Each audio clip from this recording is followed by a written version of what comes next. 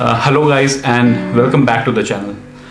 I have just finished watching the movie Sher Shah. अभी Sher Shah movie मैंने देखी और अभी जस्ट ही मूवी देखकर मैं ये वीडियो शूट कर रहा हूँ, ये रिव्यू शूट कर रहा हूँ। और सबसे पहली बात जो मेरे दिमाग में आई वो ये थे कि पहले जब भी मैं कोई इमोशनल मूवी देखता था जिसमें कि क्लाइमैक्स में हीरो की डेथ हो जाती थी तो थोड़ी देर के लिए इमोशनल होता था और फिर अपने दिल को समझा लेता था कि चलो यार एक फिल्म ही तो है, एक कहानी है, रियल में थोड़ी ना ऐसा कुछ हुआ है। पर जब आप कोई ऐसी फिल्म देख रहे हो जिसमें क्लाइमैक्स में हीरो की डेथ हो जाए पर आप अपने आप को ये ना कह पाओ कि ये सिर्फ एक फिल्म है, आपको पता है कि एक रियल स्टोरी है और इसमें जो हीरो की डेथ हुई है, जो हीरो शहीद हुआ है एंड में, वो एक रियल इंसान था, एक रियल हीरो था, एक रियल कैरेक्टर था जिसके साथ ऐसा हुआ है, जिसने अपनी जान दी है देश के लिए, हमारे लिए और अपने साथियों के लिए, अपने साथियों को बचाते हुए वो बॉर्डर पर, फ्रंट पर, वॉर में शहीद हुआ। तो फिर अपने इमोशन को कंट्रोल करना और अपने आप को और अपने मन को समझाना थोड़ा सा मुश्किल हो जाता है। तो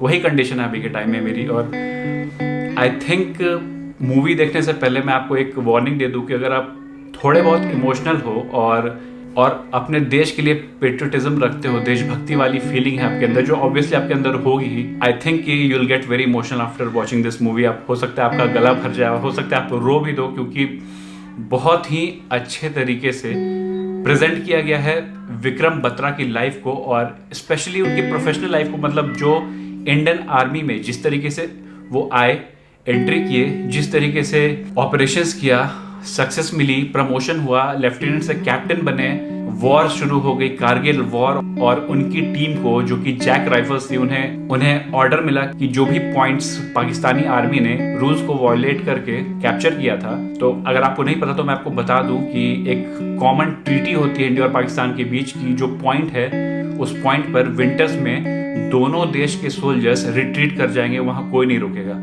उस ट्रीटी को वायलेट करते हुए पाकिस्तानी आर्मी ने वहां कैप्चर किया था और फिर वो पॉइंट को विक्रम बत्रा और उनकी बटालियन ने वापस हमें इंडिया को दिलवाया। तो जिस तरीके से प्रेजेंट किया गया इन चीज़ों को बहुत ही मार्वलस तरीके से इस मूवी में उतारा गया है।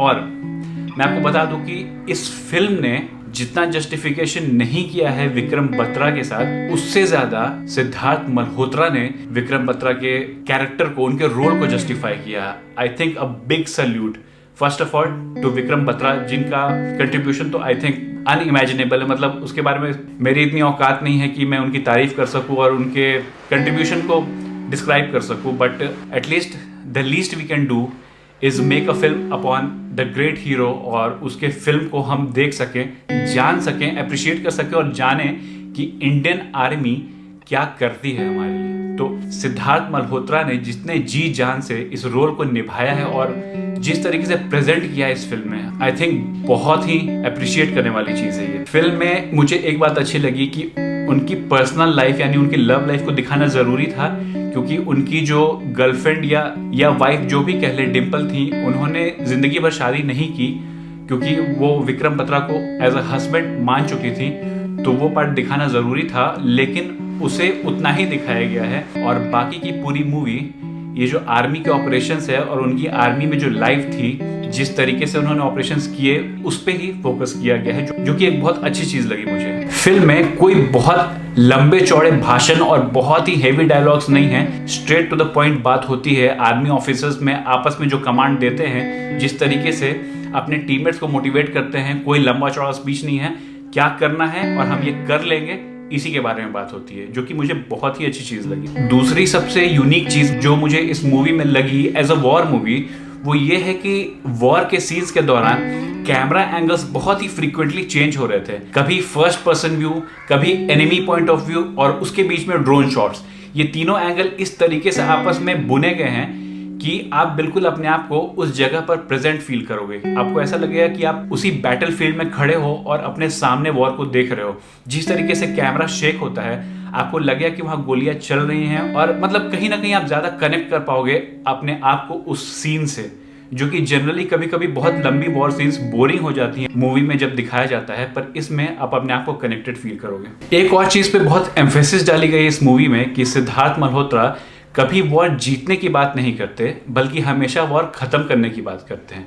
वो बोलते हैं कि अगर .4857 if I am not wrong, अगर उसे हम कैप्चर कर लेते हैं तो ये वॉर खत्म हो जाएगी। वो ये नहीं बोलते कि वॉर जीत जाएंगे, तो उनका एक मेन टारगेट होता है वॉर को खत्म करना। क्योंकि कहीं ना कहीं इस मूवी में वॉर में उनके जो साथियों की जान जाती है उससे काफी डिस्टर्ब लगते हैं, वो काफी इमोशनल हो जाते हैं जब उनके किसी साथी की जान जाती है। या तो ये सही बात है कि विक्रम बत्रा भी ऐसा ही सोचते थे, या फिर डायरेक्टर इस बात पे एम्फेसिस देना चाहते हैं कि वॉर जीतना नहीं है बल्कि वॉर को खत्म करना है। तो ये एक अच्छा पॉइंट ऑफ व्यू लगा आई थिंक मेरे हिसाब। डिम्पल के रोल में आई थिंक कियारा आडवाणी ने जस्टिस किया है। छोटा सा रोल था बट जितना रोल उन्हें मिला, जिस तरीके से स्टार्टिंग में एक सिंपल पंजाबी गर्ल और फिर एक स्ट्रॉन्ग विमेन के रोल में अच्छी लगी है, वो डिसेंट परफॉर्मेंस दिया है। जितना उनका काम था उन्होंने बखूबी निभाया है। इस फिल्म में आर्मी ऑफिसर्स और उनके सीनियर्स के बीच में जो एक डिग्निफाइड कॉन्वर्सेशन दिखाई गई है, अपने आप में बहुत ही यूनिक और बहुत ही एक तरीके से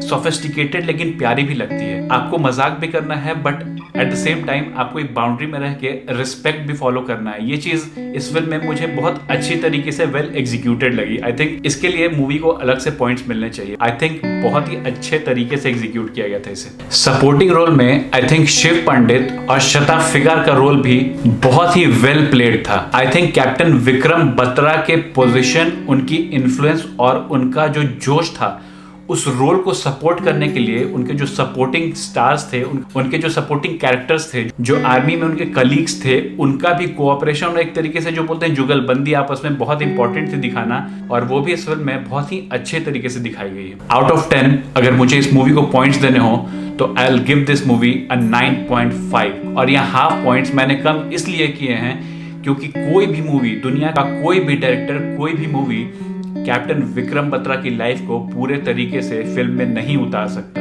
उनकी जाबाजी, उनकी दिलेरी और उनकी बहादुरी को फिल्म में दिखाना इम्पॉसिबल है, बट मूवी बहुत ही औसम है और बहुत हद तक ये मूवी अपना काम कर जाती है।